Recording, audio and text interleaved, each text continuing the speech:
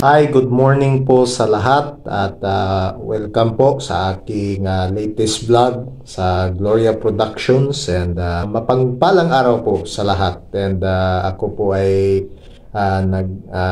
nagagala sa araw na ito sapagkat ito pong araw na ito ay ang araw ng 1-year anniversary, wedding anniversary ng aking asawa na si Zenette.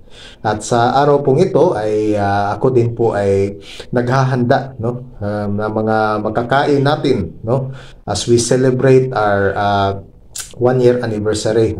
Dito po makikita nyo na meron po akong hinanda na pansit canton, na ito po ay masarap na pansit canton ay sapagkat ito ay sikat po dito abroad, especially sa Middle East, itong Indomie.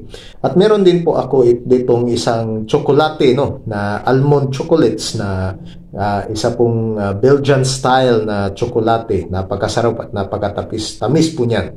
And ayan po, meron din po akong isang inumin, Mountain Dew, pangpalamig po sa habang tayo kumakain, And meron din po akong cake dyan, Hindi siya cake talaga, isa siyang ubi cake, or purple yam sa tinatawag nila. May latik po yan, napakasarap po yan. At meron din po tayong fruits, yan po, mansanas. And ayan po, nakita nyo, So ako po ay nagse-celebrate. Ang aking asawa din na nandun sa Cebu ngayon ay meron din siyang cake, isang chocolate cake na hinanda para sa aming dalawa. So praise God. So as we celebrate, gusto ko lang sabihin din sa aking asawa na si Zenette na maybe ikaw ay aking asawa at mula noon hanggang ngayon mahal na mahal kita, At aking pag-ibig sa iyo ay hindi yan magbabago, till the end, sabi nga, till death do us part, At dahil po sa grasya at kapangyarihan ng ating Panginoon, tayo po ay pinag-isa niya, and no man can separate us, Amen. So salamat po sa inyong pagsubaybay and thank you din po sa lahat, lalo na yung mga patuloy na mga nagsasubscribe, nagbo-view at nagla-like sa aking mga video sa Gloria Production.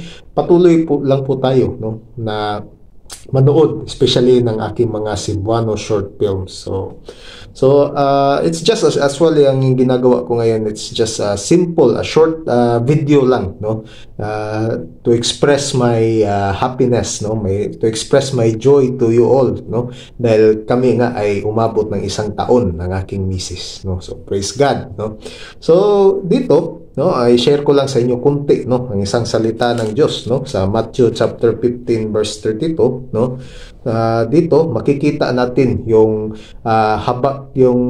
compassion or yung heart of compassion ng ating Panginoon, yung pusong mahabagin, So basahin ko, sa Matthew chapter 15 verse 32, sabi, "Then Jesus called his disciples to him and said, I have compassion on the crowd, because they have been with me now 3 days and have nothing to eat.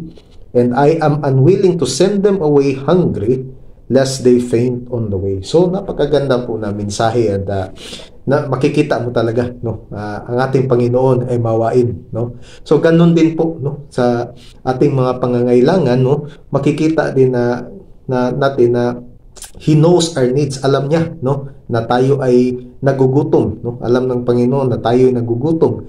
Alam din ng Panginoon yung mga pangailangan natin. Kaya importante din na tayo ay lumapit sa Kanya, Na ihingi natin sa Kanya lahat ng ating what burdens we have, what problems we have, what issues we have. Yan po ay ialay po natin sa Panginoon. For God, is a very compassionate and merciful God. So, yan po, kagandahan ng ating Panginoon. So, ganun din po ang sekreto ng isang happy marriage, Kagaya nito, umabot kami ng 1 taon ng aking misis na si Zenette dahil yan sa compassion at mercy ng ating Panginoon, Sa lahat ng pangangailangan sa aming kasal at hanggang ngayon sa aming pagpatuloy sa aming marriage ay nandyan ang Panginoon. He is compassionate, at alam niya ang pangangailangan namin as husbands and wife, no? So yun po. And before I end this video, meron lang din akong basahin, no? Sa 2 John chapter 1 verse 5, sabi niya, "And now I ask you, dear lady, not as though I were writing you a new commandment, but the one we had from the beginning, that we love one another." So, napaka-importante po, no, sa ating pagpatuloy pa ating Panginoon, sa ating buhay kasama ang Panginoon, is that we love one another, no. Nandyan po, no, ang isa yan sa sikreto din ng happy marriage is yung pag-ibig talaga. Number 1, kaya nga sa di ba, yung fruit of the Holy Spirit is nandun talaga yung number 1 talaga yung love, di ba? And the greatest of this is love, di ba? So, yun talaga ang sikreto din. Mahalin ninyo ang isa't isa. Gaya na aking misis, no, we love one another. So, yun po mga kapatid, salamat po sa inyong pakikinig. And it's just a short video clip, and sige, come, join me and let us celebrate. And po, so sa aking misis, a toast for you, and happy 1-year anniversary to you, my bae. I love you always, and I miss you. See you soon in God's time. Let's drink.